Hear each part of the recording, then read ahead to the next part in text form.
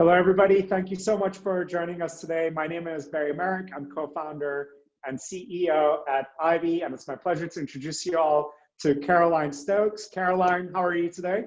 I'm fantastic. How are you, Barry? I'm very well, thank you. I'm really excited for our conversation on how to lead with emotional intelligence, especially in these days when we're going through so much uncertainty and turbulence. Why is this topic important? So at Ivy, and for me personally, all I care about most is helping people be their best selves and doing everything that we can to leave the world better than we found it. So whatever situation we're in, how can we elevate that situation through inner well-being and also external impact? And leadership, by definition, is all about that. As a leader, you need to be really strong internally because you have a lot that you're going through personally. But you also have to be strong for others, and you have to be that light and that spark that helps people nudge just in the right direction a bit better, move the needle for them a little bit. And today, our conversation on how to lead with emotional intelligence will hopefully help us become a bit more objective about the situation. We all have our incredibly intense leadership challenges these days. But how can we zoom out to think about in a bigger picture how we can best lead? So Caroline, maybe to get us started, this topic of emotional intelligence, what drew you into focusing in on this concept, both as CEO of Forward and also in your book, Elephants Before Unicorns? Why did you focus in on this particular subject as a critical ingredient of career and leadership success? Thanks for asking that question, because a lot of people don't actually connect the dots on why somebody would want to do that. My philosophy has always been, ever since I was a very, very young person, is that we are driven by our emotions. Our emotions impact the way we behave to each other, how we communicate with each other, and some of the decisions that we make. And it wasn't until I was very fortunate to sit in on a emotional intelligence assessment with one of my the placements that I had made as CEO, and I realized that I could hear the connection between the CEO and the person that was debriefing the person, and I wasn't getting it. And that's when I thought, I've got to do a deeper dive. I've got to go and become certified.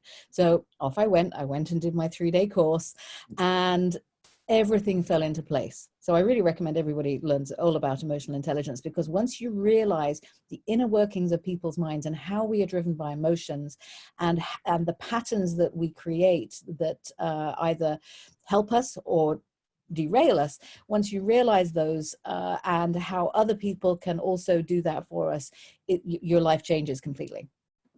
Yeah, and I just want to make something very clear based on what you said. Many of us, if not all of us at Ivy, would consider ourselves relatively emotionally intelligent, right? We all have varying leadership positions. We're all passionate about creating a better world. But the point here isn't like, oh, you're not emotionally intelligent, so you should become more so. It's more about really breaking down what that emotional intelligence is made up of, the different ingredients, and how we can bring it out in other people, not just in ourselves. So that's why I'm especially excited to dive into this together with you. So what constitutes emotional intelligence? If you had to really help us define it, and also to help us think about the recipe, like what are the key ingredients that makes our emotionally intelligent leader? I love that you're calling it ingredients. It's just like a cake. If you're missing enough flour, then the cake goes flat, or whatever the situation is. So you're absolutely right. To create the perfect cake, for example, or the perfect curry or the perfect meal, you're really looking very carefully at that scenario. And this is where emotional intelligence is going to be particularly important right now on how we handle a particular scenario.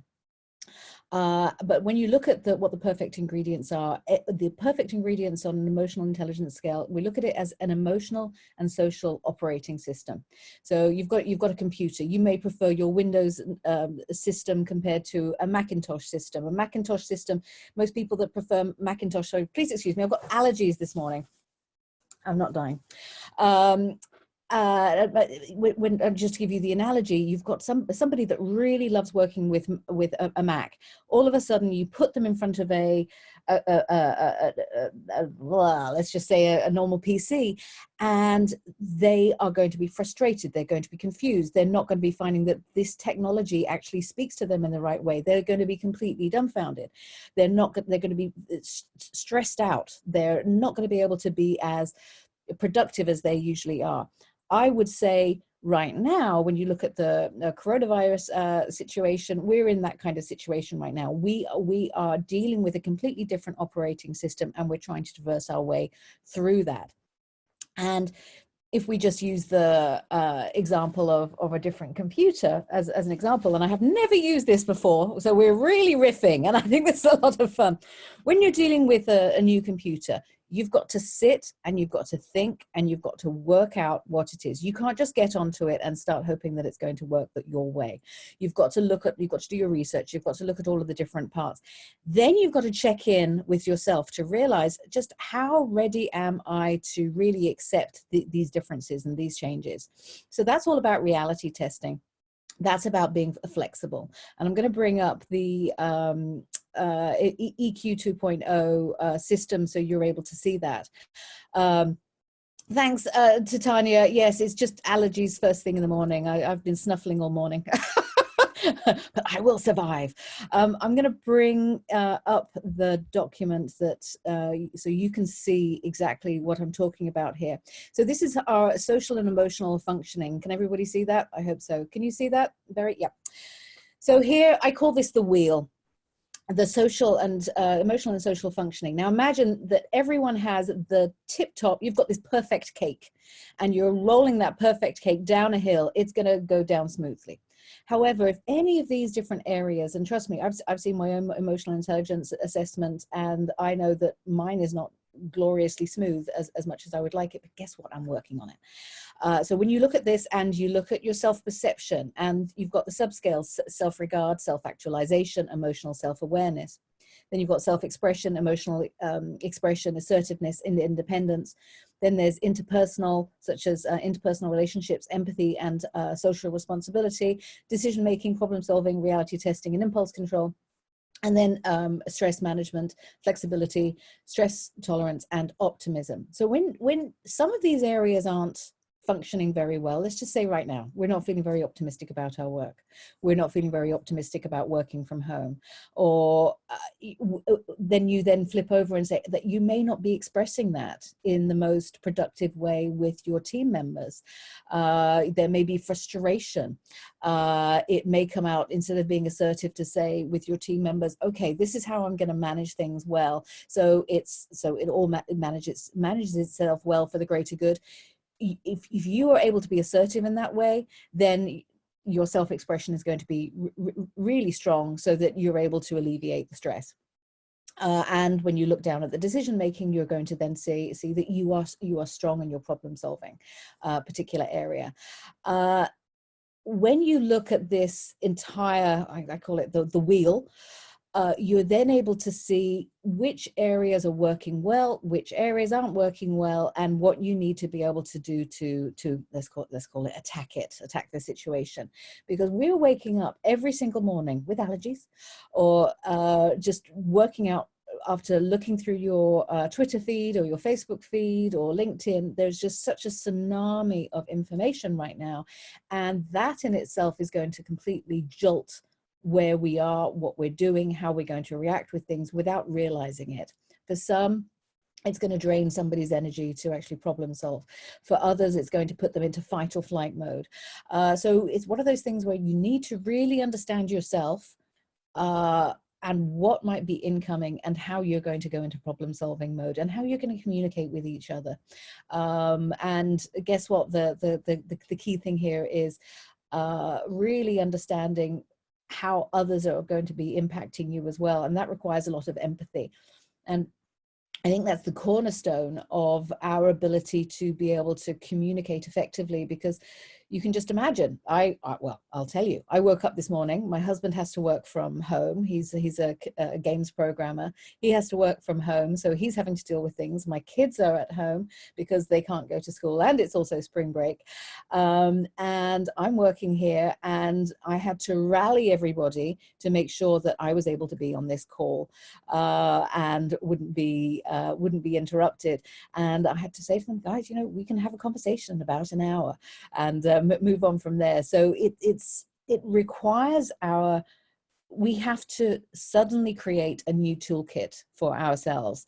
We have been managing and fighting our own fires for so long in so many different areas of work, life, you know, whether or not a family member becomes ill, whether or not you become ill. And those things we kind of take for granted. They either creep on us slowly, but the coronavirus situation is pretty sudden and it's affecting everyone globally. So we need to demonstrate enormous amount of flexibility, calm, patience, and empathy to be able to support each other. Excellent. Thank you so much, Caroline. So what I want to think about here is, as we look at this wheel, it seems very kind of like a formulaic, right? Where, you know, if you just do these things, that's fine. But it's almost like there's so many things that could trigger us, like you said, given this new operating system that we have, that not that any of us were probably perfect at this before, but now it's almost been like a shock to the system. So each of these areas might be impacted. So I wanted, the way you gave that beautiful example of your morning and how you had to just like operate in a different way just to have the reprieve of being able to have this conversation for an hour, which we greatly appreciate, by the way. Thank you so much. My pleasure.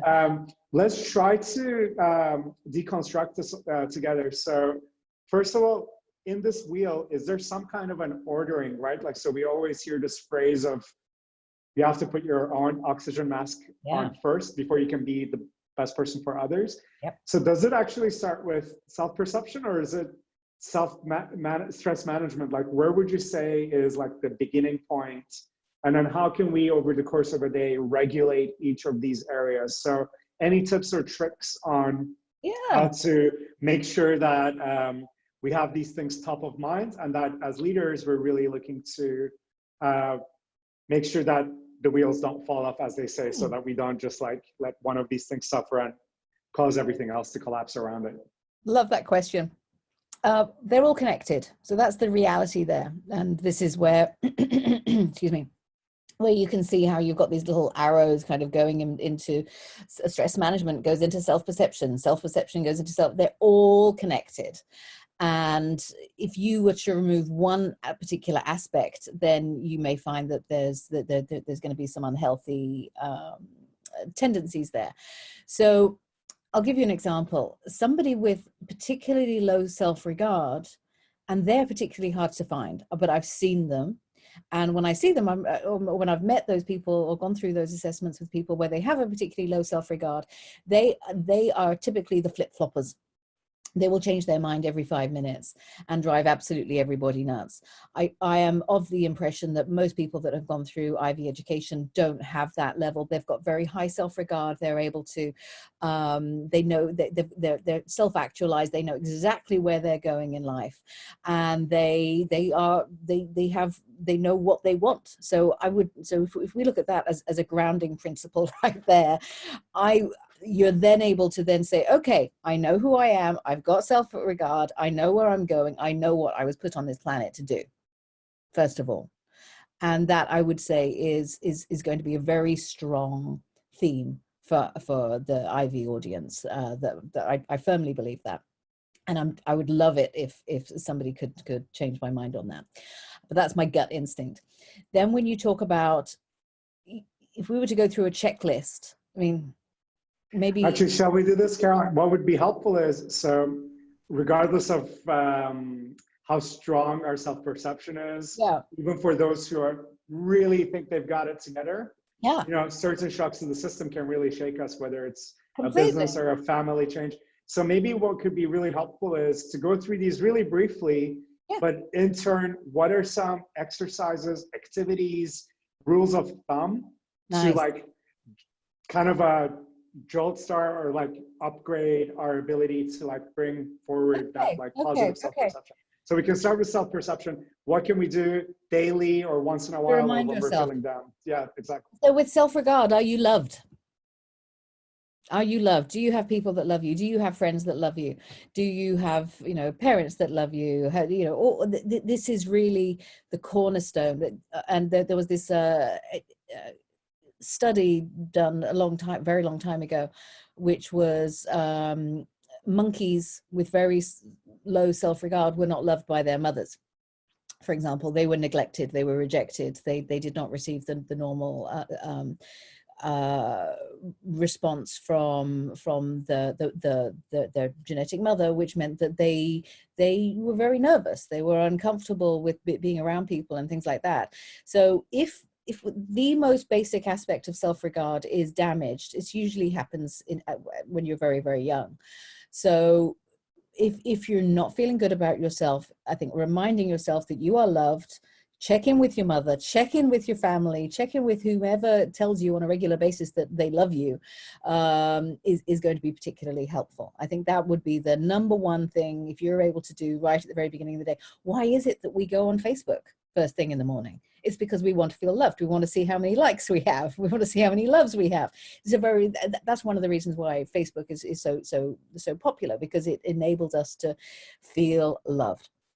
From a self-actualization perspective, the rocky road to where we are right now is that if you feel that you are doing your best job in the best company, and then all of a sudden you feel that your job is threatened, you're potentially not going to feel very self-actualized. You may not feel that you're going to be able to do what you had set out to achieve for the rest of your life, and that threat will. And I appreciate you wanting to bring this up, because this threat in itself, for anyone and everyone, even if it's somebody that said, you know what, I want to be on the checkout for the rest of my life, or somebody that says, I'm going to be a doctor for the rest of my life, but you know what, I may get COVID-19, and that might be it. One of the things is that when you're self-actualized, you are doing what you are setting out to do, what you want to do in your life.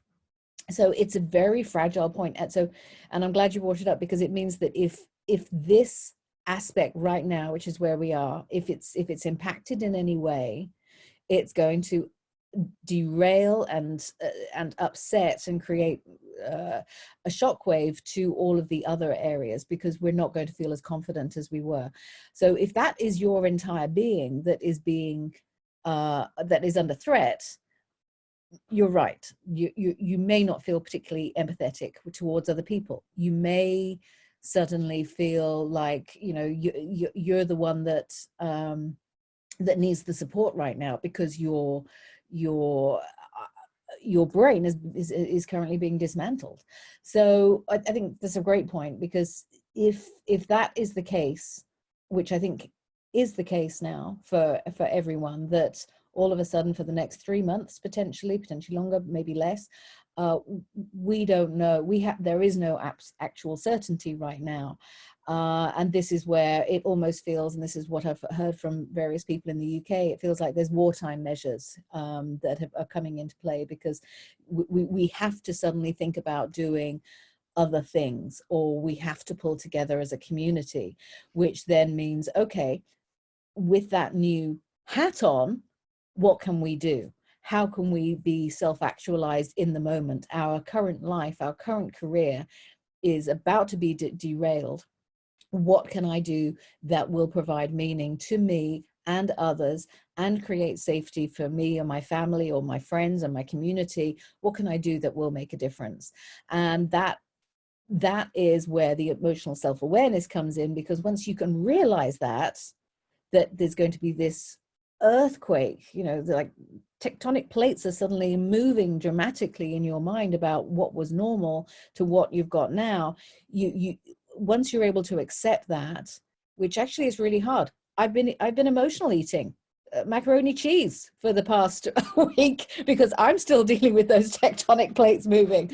It's not normal. So just having this discussion now, and I feel this is a therapy session, realizing that this is something that we have to adapt to and adapt with and make those changes for ourselves and for others, it will create a new paradigm for ourselves. Right. It will create a new reality, but it will be a good thing.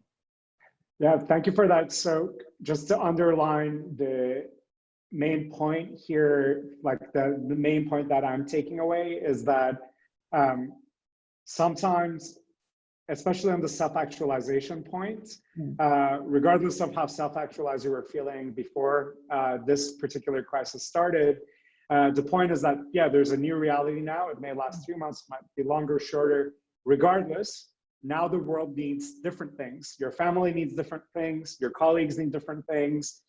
And your neighbors need different things. So one of the things we often cover at Ivy, especially with one of our most beloved thought leaders, Jeff Hittner, is like when we focus on purpose, he helps us define the difference between passion and purpose as like purpose is very externally facing. Like if you're pursuing something with purpose, usually that can't just be something like if you're passionate about playing the guitar, you can do it on your own, and that's great. But if your purpose is to bring music to the world, you better be sharing it with everyone. So I think on the self-actualization point right now, the key is to really reflect on, okay, in this new environment, how can I be my best self for other people out there? And also that helps us, build this much better self-perception, right? Because all of a sudden you're somebody who's maybe there, I'm really there for my family and friends during this tough time, and here's how I'm helping my colleagues. So I like that kind of what you were saying about it's that new operating system. So how can we redefine self-actualization in this moment, as opposed to like in our whole lives, like in the next 50 years to come? It's more like wartime measures. Right here, right now, what can you do for you, your family, your community, your country? And the self-regard point is so simple, but so amazing what you said. Like, hey, if you're feeling low self-regard, just think of who loves you and who really cares for you. And all of a sudden, that's a really nice shortcut to tapping into your self-worth again, which is easy to forget when, you're in a bit of a vacuum. So thank you for that, Caroline. We've got in the wheel 4 other areas. So if you could do maybe a lightning round, like a minute per area of the wheel. Okay. Not to say what would be an exercise, activity, or reflection that you would do to further enhance your self-expression, interpersonal decision-making, and stress management. Let's go into stress management, because I think that's probably the most important one that everybody will fixate on. We all need to, which is to be flexible. So again, what we used to do is going to be changing dramatically. I can't go and see my friends. So now I'm having a coffee morning, a lunch, a breakfast, a dinner, all on social media through FaceTime or on Zoom to catch up with people. So I'm at least feeling like that there's things happening. I even had a dance party on Facebook the other day. And it's like, because I'm not able to get out there, and I'm not particularly extroverted, but I needed to get out there, and it made me feel optimistic that I wasn't going to just be in lockdown in my house for the next few months. And that helped me manage my stress. So it's about being flexible. How can you be flexible and optimistic to find solutions? And the best thing is that we've got technology at our fingertips that enable us to do that. You can now order food, as you know, online. So if you are completely bedbound, you are able to do that. And I think Uber is still delivering food.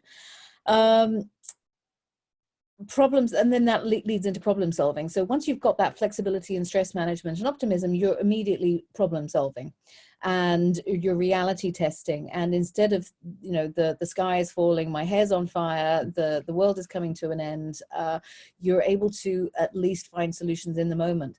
And then you're going to be thinking, one day the technology might not work anymore for a day or two, and it's about being grounded. When things do happen, at which they invariably will. There will be tornadoes, there will be earthquakes, there will be flooding and things like that. But it's about thinking in a situation whereby based on everything that you've got in hand, how are you going to be able to deal with it? Impulse control is a very, very significant aspect, and sometimes that works to people's benefits and not to others. So for example, somebody with really high impulse control it can be seen as a strength and a benefit. I'll give you an example.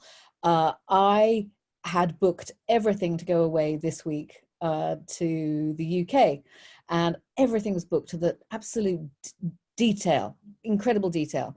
I had a PowerPoint presentation to demonstrate just how much was going on. My husband said the day, 2 days before we were supposed to fly last Friday, we're not going. Everything's going to be locked down. The border's going to be locked down. It's happening. It's days away. And I said, "You're kidding me." And his immediate response, "Yeah, we have to." My impulse control right then was, "Okay, you're right. Do it." Old Caroline would have probably waited 2 weeks to have made the decision. So you have to demonstrate, you have to be flexible. So if we look at the flexibility, the stress, the tolerance, and the optimism, you have to bring all the data together to change how you typically function and work things out, because things are changing day by day, moment to moment. Then in terms of interpersonal relationships, empathy and social responsibility. Empathy is a really big point here. And I know that everybody has probably been inundated in articles about empathy forever and a day. But the point that I make this on my Brookings article is empathy, once you realize everybody is in the same boat as you, when people are going to the store and, they're looking they're giving side eyes because you've just bought one bag of toilet roll, and they're giving you side eyes and being very judgmental. They have concerns. They may have just lost their jobs and they can't afford that toilet roll for whatever reason.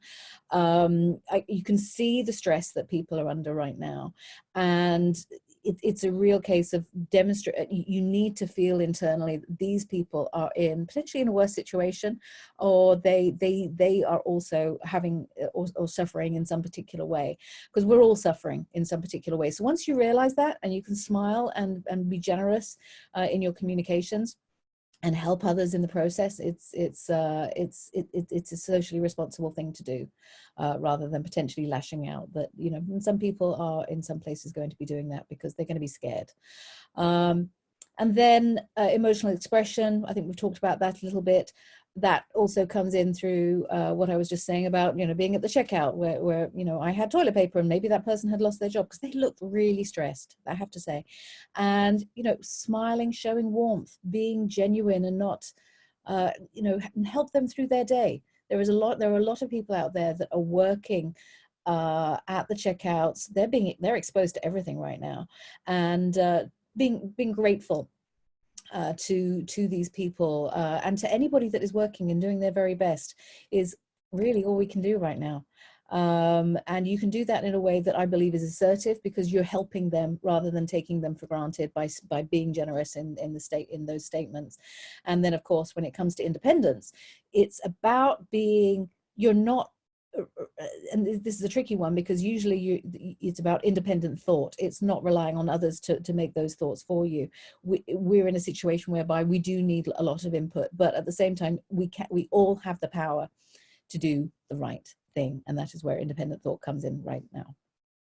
So what I want to kind of help us think through now is, having thought about these different ingredients, and if it's possible, we'll send everybody that wheel. So in case they want to print it out and put it in front of them to help regulate. Send you a nice high-res version. Yeah. One of the key things you already mentioned a little bit in different areas of the wheel, but it seems like communication and how to adjust it in this environment. Like there's different ways to show empathy or pick up on what people are feeling or how you're expressing yourself in day-to-day life. And then there's very specifically in this, hopefully temporary new operating system that we're in, things are just different. Like the way that you communicate, the frequency, how you set up, even like what you talked about, having your meals in front of social media or like your friends and catching up. Could you tell us a little bit about like what you found to be best practices for leading with emotional intelligence when you can't be shoulder to shoulder with people, where you have to be communicating through technology? What are the most important things to keep in mind in your view? I'm not sure if this is going to answer your question entirely, but you've got to exercise. You've got to eat well. You've got to sleep well. If you can manage those basic functions, you're going to be in a far better situation. Anyone that doesn't sleep well is going to be in and they're tossing and turning and stressing, etc., or they're drinking far too much alcohol, or whatever the situation is. They're not going to have. Let's look at the cakes in that situation. You're not going to have the right ingredients to wake up in that positive frame of mind. In the first place. Movement's really important. If you're not in a highly built up area like New York, and you can get some fresh air in the garden, that's going to help lift your soul quite significantly. If you're out in the middle of nowhere, then clearly, social distancing isn't going to be a problem. But those, I think, are absolutely crucial parts of what we need to just get things started. It makes you feel human. Awesome. And what about specifically around communication? So the Governor Cuomo in New York was actually being praised for having these daily briefings, constantly communicating to people.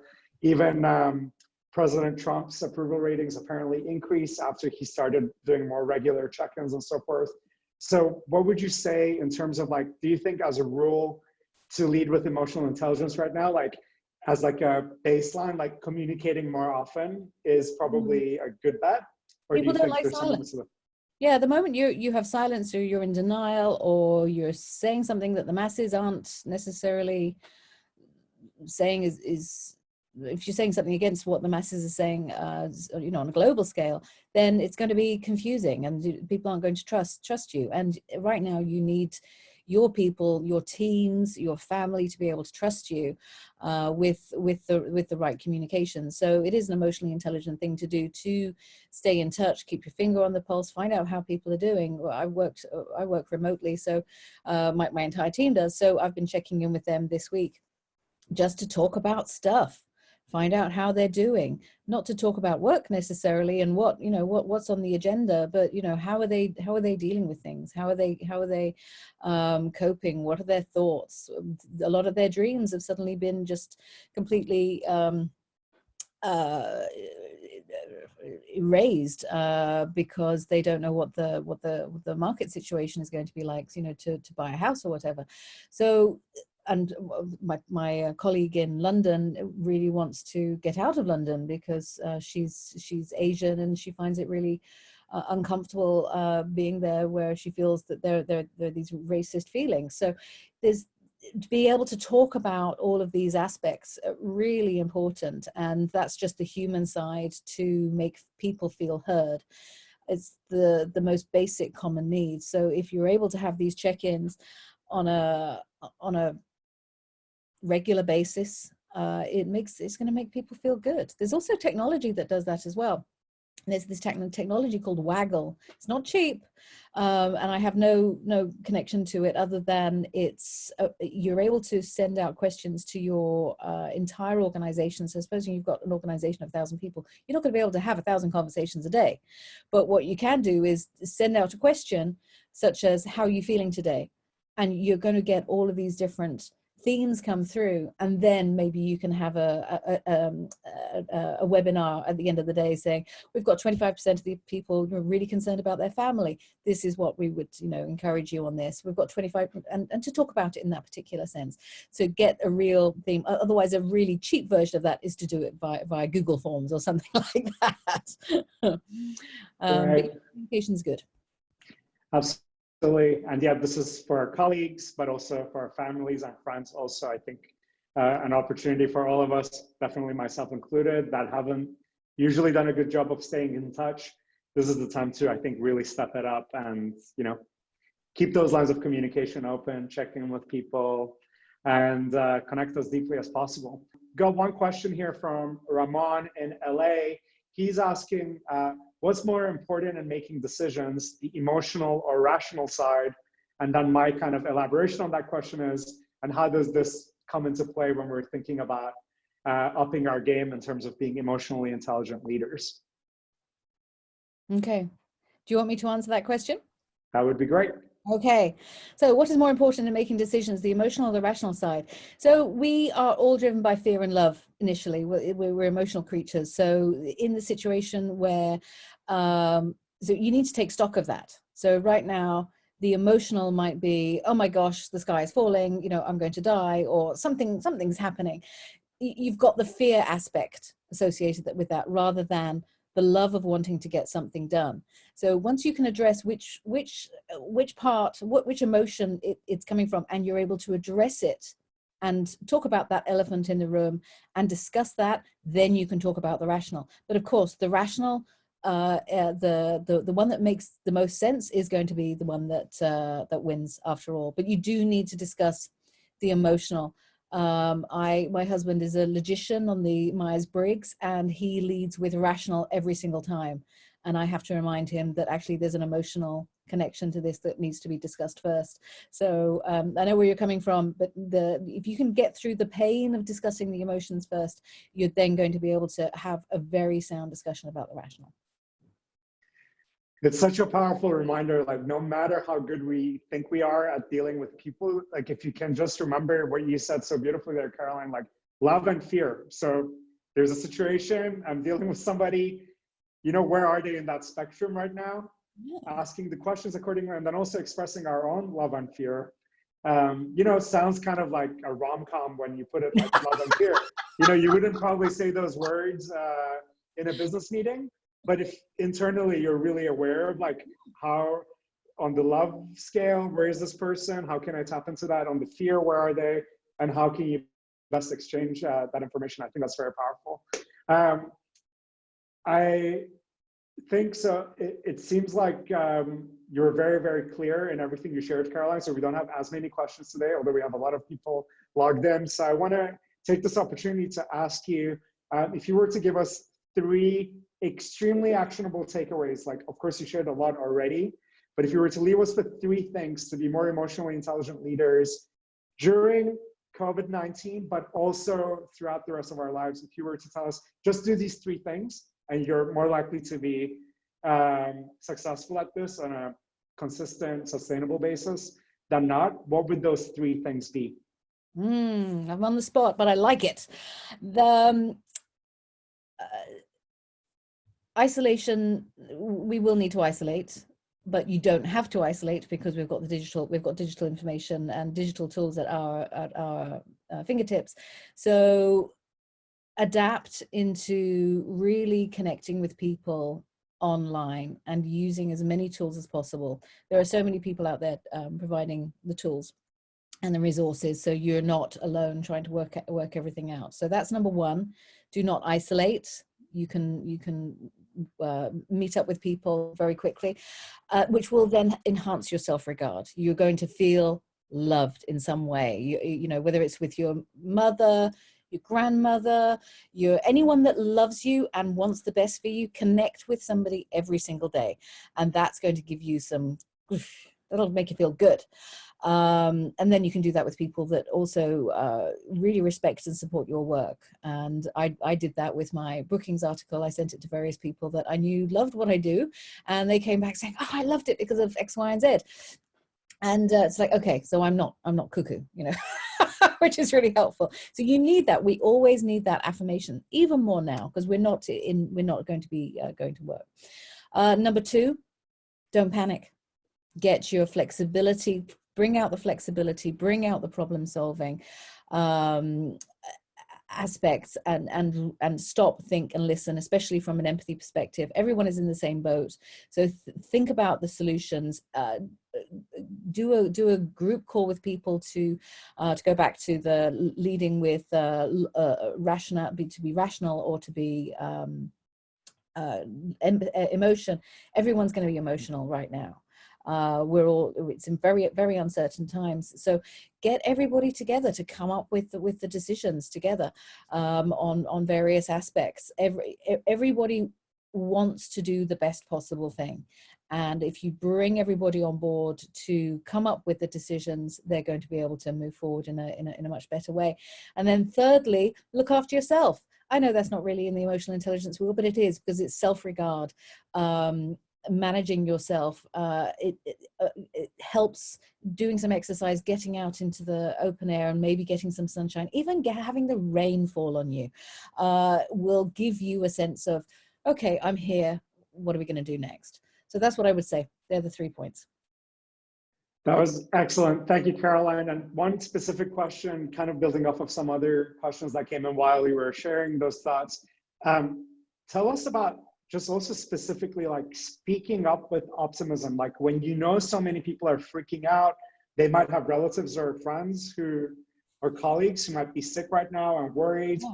Sometimes our reaction is to be like, well, okay, maybe we should, like, you don't want to be the Pollyanna that's like, oh yeah, like things are actually going to be fine. Exactly. However, if nobody's saying anything positive, that's also, you know, like not necessarily right. So how do you balance that, having like an optimistic outward look on like, hey, here's some perspective here. Yeah, while things are really bad, here's what's good. What's your kind of rule of thumb on delicately being optimistic in a way that galvanizes people in the right direction, as uncomfortable as that might be when, you know, people feel like the world is on fire?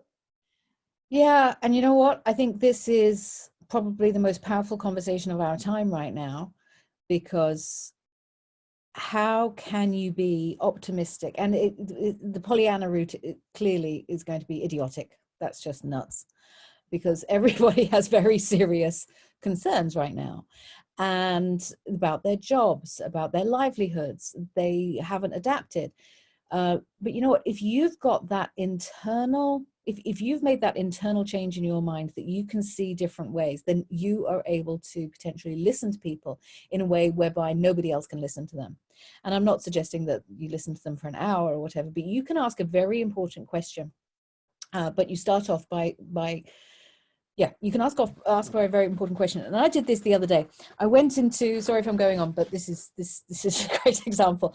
I went to see a comedian, and I was a bit stressed. This is before COVID-19 breakout. It was about 3 weeks ago. I went to see a comedian, and my partner couldn't come with me. Then my girlfriend couldn't come with me, and I was all by myself, and I was annoyed. And I looked annoyed, and this person turned around to me and she said, "So what's going on?" And just that moment of her asking me what's going on, I then opened up.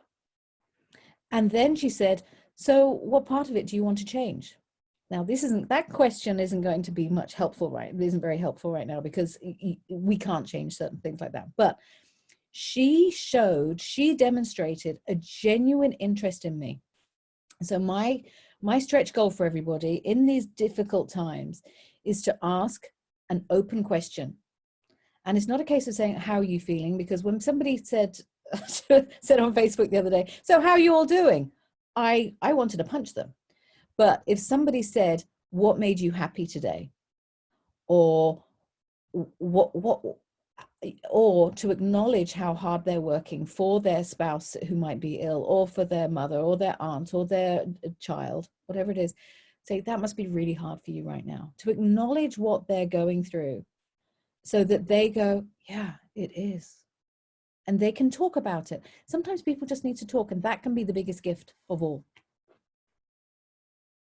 Excellent. That was so well said, Caroline. Thank you so much for making time and putting so much passion into sharing your insights with us. If we just apply what you said, we'll be way better off than otherwise. So really, really appreciate you taking the time.